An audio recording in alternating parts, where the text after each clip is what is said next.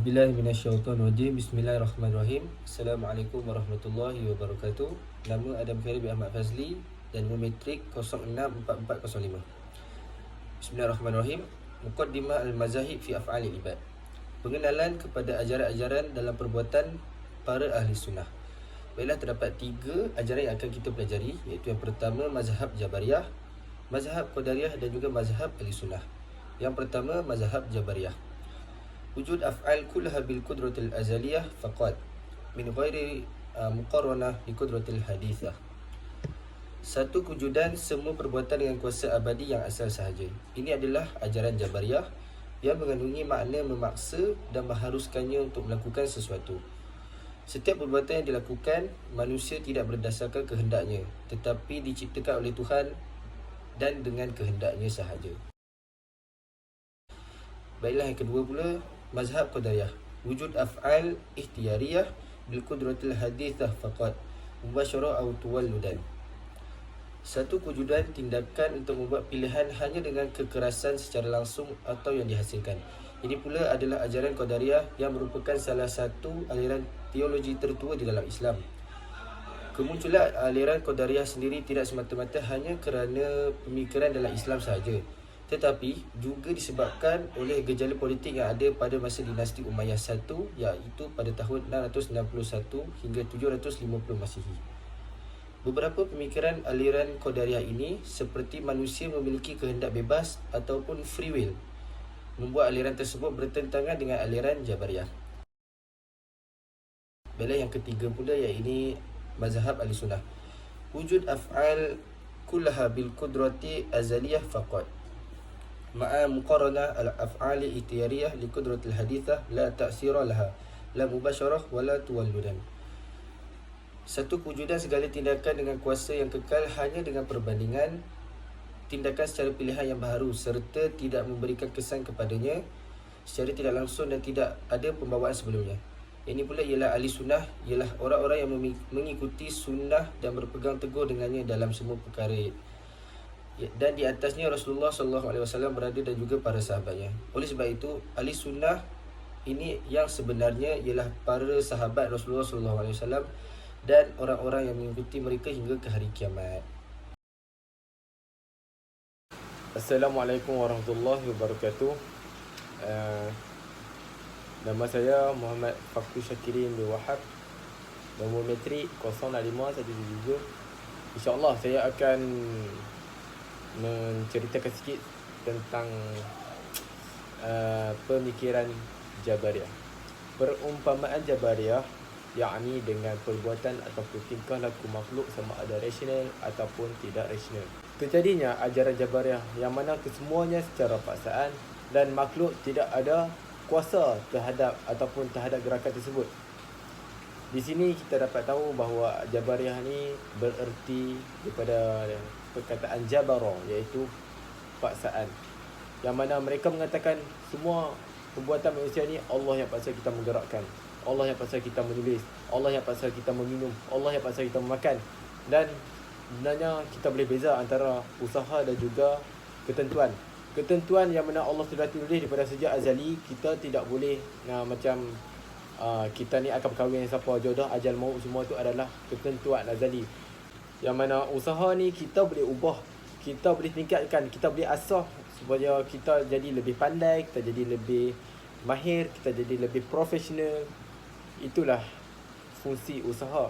Dan apa fungsi kata-kata hikmah daripada seorang ulama ni? Man jada wajada, siapa yang berusaha maka dia akan berhasil. Apa fungsinya kalau kita tak berusaha?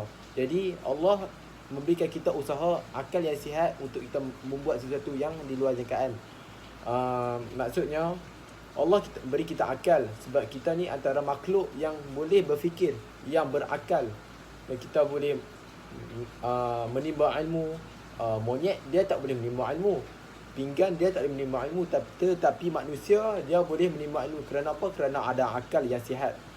Kalau akal yang tak sihat tu juga mempunyai akal, tapi dia tidak sihat. Tapi kebanyakannya rata-rata manusia mempunyai akal yang sihat untuk kita menimba ilmu. Wallahualam. Para ulama bangkit menentang mereka ini, yang mana mereka mempunyai masalah keterpaksaan kerana mereka meninggalkan perbuatan serta prasyarat yang membawa kepada takdir. Atas hujah mereka, kerana manusia ni tidak mampu berbuat apa-apa, jua tiada kekuasaan baginya. Para ulama menentang, para ulama membangkang pemikiran ni. Kerana apa? Kerana pemikiran ini tidak logik. Dan kalau Allah itu bersifat adil, Allah takkan menjadikan hambanya semua sesetengah ke neraka, sesetengah ke syurga. Dan Allah dah bagi hint, dah bagi clue. Siapa yang berusaha dia berjaya. Dan mana berusaha ni, berusaha dalam membuat ibadah. Siapa yang usaha membuat ibadah, dia masuk syurga lah. Siapa yang malas, yang macam tinggal solat 5 waktu, tak baca Quran, dia masuk neraka lah. Allah bagi dua pilihan, nak masuk syurga ke neraka. Macam tu lah. Bukan Allah dah tetapkan, okey, dah hang ni malas mayang, kamu ni malas mayang, masuk neraka. Dah tahu kita ni malas mayang, kita usaha dah semayang. Janganlah kita duk jadi macam katak bawah purung, tak tahu apa-apa. Kalau tak tahu ilmu, kita pergi menimba ilmu. Carilah guru yang tepat untuk menimba ilmu.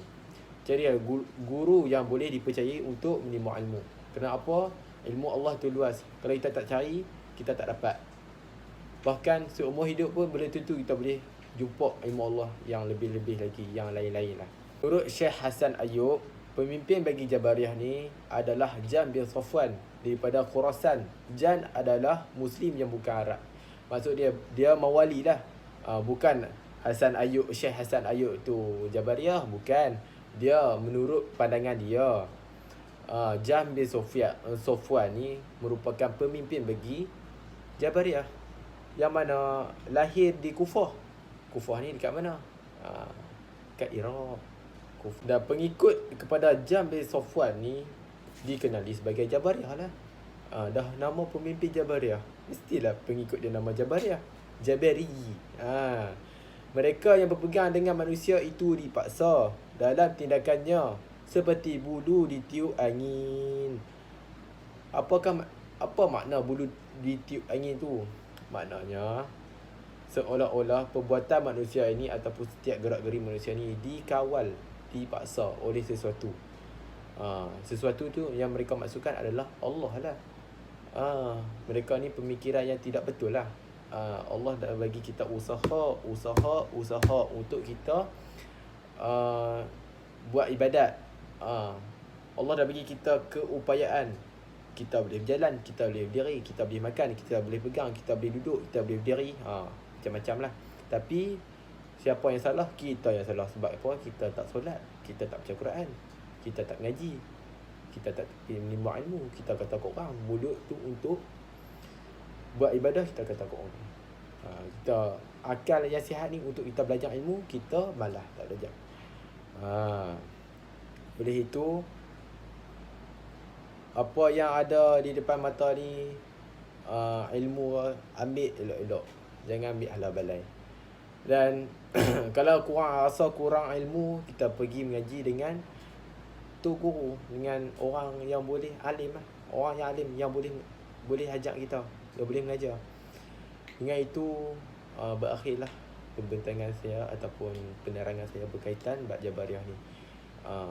Boleh dikatakan Jabariyah ni meletakkan 100% tindakan mereka terhadap Allah. Betul lah, tapi tak boleh 100%. Sebab apa? 100% itu yang telah ditulis sejak azali. Yang kita boleh usaha ni untuk masuk syurga neraka ni, kita boleh usaha, kita boleh perbaiki akidah kita, kita boleh kukuhkan iman kita, insya-Allah. Mudah-mudahan Allah beri kita semua syurganya yang indah lagi menawan. Assalamualaikum. Baik, bismillahirrahmanirrahim. Assalamualaikum warahmatullahi wabarakatuh. Nama saya Muhammad Ilham Husaini bin Muhammad Naim. Nama matrik 064906. Baik, seterusnya saya akan menerangkan berkaitan dengan Qadariyah. Berkaitan Qadariyah ini, saya akan jelaskan perumpamaan Qadariyah. Perumpamaan Qadariyah ini terjadinya disebabkan pilihan yang tidak merasakan dalam dirinya datang untuk bertindak. Justru ia menganggap makhluk ini dicipta kerana tiada pilihan, dan mereka ini adalah makhluk yang sudah merdeka, yakni maksud mereka ini menganggap mereka ini tidak perlu melakukan ibadah kepada Allah Subhanahu Wa Taala. Seperti mana kita ketahui, Allah Subhanahu Wa Taala ini tidak diciptakan, dan Allah Subhanahu Wa Taala ini tidak sama sekali dengan manusia, tidak sama dengan tubuh manusia. Oleh itu Allah Subhanahu Wa Taala ini menciptakan kita sebagai manusia tidak boleh tidak ada kuasa ke atas apa yang Allah ciptakan, seperti warna, bau, rasa dan sebagainya. Hanya Allah Subhanahu Wa Taala yang boleh menciptakannya.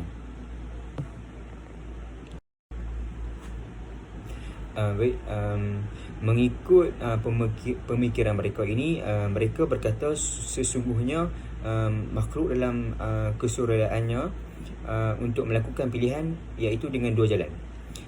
Ada dua jalan, iaitu jalan yang pertama di mana apa yang ada padanya di ruang ketentuannya, seperti pergerakannya, pendiriannya, cara perwatakannya dan cara berlarinya, maka ia diciptakan secara langsung. Seterusnya, jalan yang kedua, iaitu apa yang ada di dalamnya, apa yang ada di dalamnya terkeluar daripada ruang ketentuannya, iaitu seperti menggerakkan batu, anak panah, memukul dengan pedang dan lembing, lalu membunuh serta terdapat lukanya. Bismillahirrahmanirrahim. Assalamualaikum warahmatullahi wabarakatuh. Nama saya Muhammad Syamir bin Osman. Nombor matrik saya 065175. Hadirnya saya di sini ingin menerangkan tentang pendekatan mazhab Ahli Sunnah wal Jamaah dan kebenarannya, iaitu amat jauh dengan kedua-dua mazhab yang rosak itu. Sesungguhnya ia telah dikumpulkan dengan rahmat Allah di antara hakikat dan syariat, serta selamat dan aman di bawah naungan Allah Subhanahu Wa Taala daripada kedua-dua kumpulan bid'ah, kerana mereka jauh daripada pemikiran Jabariyah dengan pembahagian tindakan mereka kepada dua-dua bahagian, iaitu pilihan dan paksaan. Seterusnya, pada awalnya diberikan kuasa kepada hamba, dalam erti kata bahawa mereka ni mempunyai kuasa yang tidak disengajakan, yang membandingkan tindakan sukarela ini dan berkaitan dengan mereka tanpa pengaruh. Perbuatan ini biasanya berada dalam kuasa orang yang diwajibkan, dan di dalamnya kewajipan itu berlaku mengikut apa yang ditunjukkan oleh syariat. Di samping itu, apa yang boleh disimpulkan daripada Ahli Sunnah wal Jamaah ini ialah kemampuan makhluk mempunyai kesan ke atas setiap perlakuan mereka, tidak secara langsung maupun yang ada secara zahir. Ia adalah yang masyhur. Sesungguhnya Allah berfirman, sesiapa yang menisbahkan sesuatu ciptaan itu selain kepada Allah yang Maha Tinggi, maka dia adalah kufur. Bismillahirrahmanirrahim. Assalamualaikum warahmatullahi wabarakatuh. Saya Daniel bin Jamri 064189 akan menyambung penerangan Ahli Sunnah wal Jamaah yang baru dibentangkan oleh Muhammad Syamir tadi. Oleh itu, ketahuilah bahawa bila kekal dengan akal dan nakli semesti, Allah itu bersifat esa dan penciptaan kesemua objek secara langsung dengan tidak berperingkat dan mutlak pada syarak, bahawa hamba terikat pada kebaikan dan keburukan, tetapi sekiranya memikulnya, kita mendapat ganjaran atau akibatnya dengan apa yang kita perolehi, atau menyebarkan amalan tersebut yang mana tidak boleh dijadikan apa yang terhasil untuknya. Kesimpulan, Jabariyah memiliki pendapat Yang ringkasnya bahawa Allah menciptakan hamba beserta perbuatannya. Ia dipaksa musayyar, iaitu melakukan perbuatannya dan tidak bebas memilih. Yang kedua, adapun Qadariyah mengatakan bahawa manusia bebas berkehendak, artinya manusia memiliki kemampuan qadar, iaitu untuk berusaha sendiri. Manusia dihisap berdasarkan perbuatannya sebab ia sendirilah yang menciptakannya. Dan poin yang terakhir, Ahli Sunnah wal Jamaah sebagai mazhab yang menentang Jabariyah dan Qadariyah merupakan sikap amar ma'ruf nahi mungkar yang harus kita contohi, kerana Ahli Sunnah telah menyelamatkan umat Islam daripada fahaman yang salah dan silap ke arah perpaduan umat Al-Jamaah.